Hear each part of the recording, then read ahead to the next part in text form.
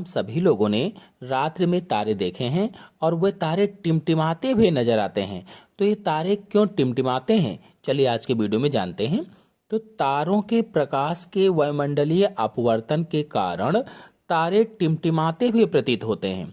मतलब atmospheric refraction के कारण तारे टिमटिमाते हुए नजर आते हैं।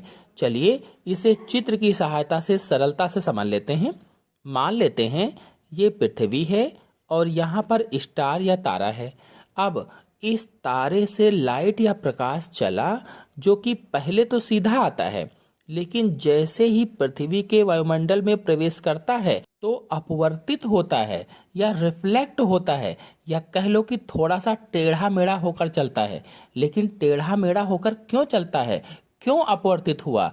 तो हमारा वायुमंडल जो होता है ये कई परतों का बना होता है और उन सभी परतों या लेयर में अलग अलग तापमान होता है, डिफरेंट डिफरेंट टेम्परेचर होता है।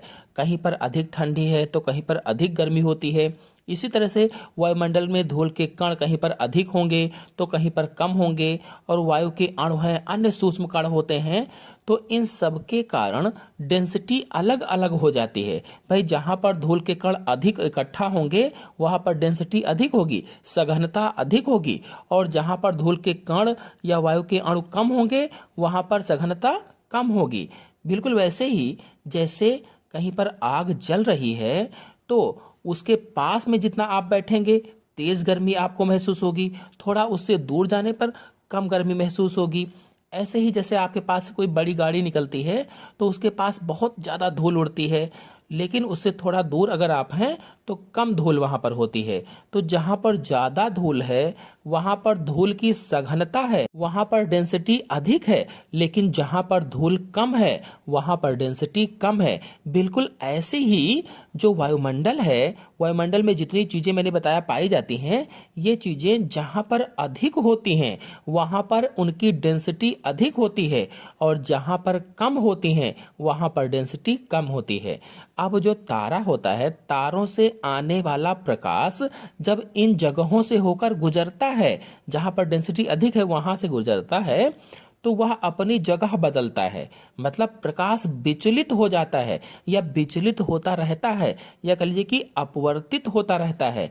मैंने प्रकाश के अपवर्तन वाले वीडियो में आपको बताया था कि जब प्रकाश विरल माध्यम से सघन माध्यम में जाता है तो अभिलंब की ओर झुक जाता है।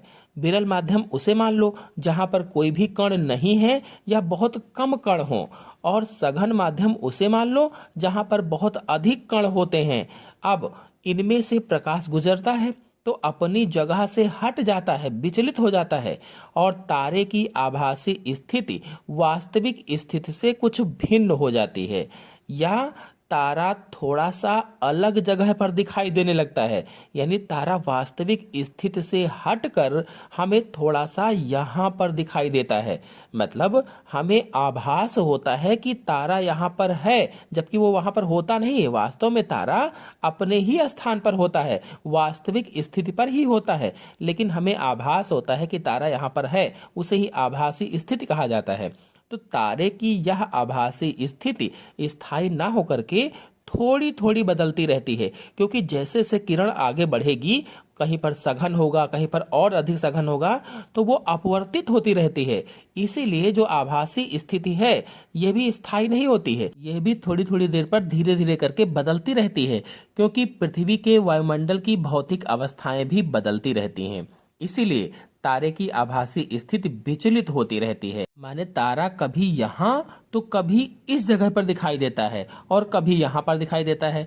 अब देखा, जैसे जैसे अपवर्तित होता है वैसे वैसे तारे की स्थिति बदलती ही रहती है, और इस प्रकार से तारे के प्रकाश की मात्रा कम ज्यादा होती दिखाई देती है। इसी कारण कोई तारा कभी चमकीला तो कभी धुंधला दिखाई देता है, और इसीलिए तारे हमें टिमटिमाते हुए नजर आते हैं।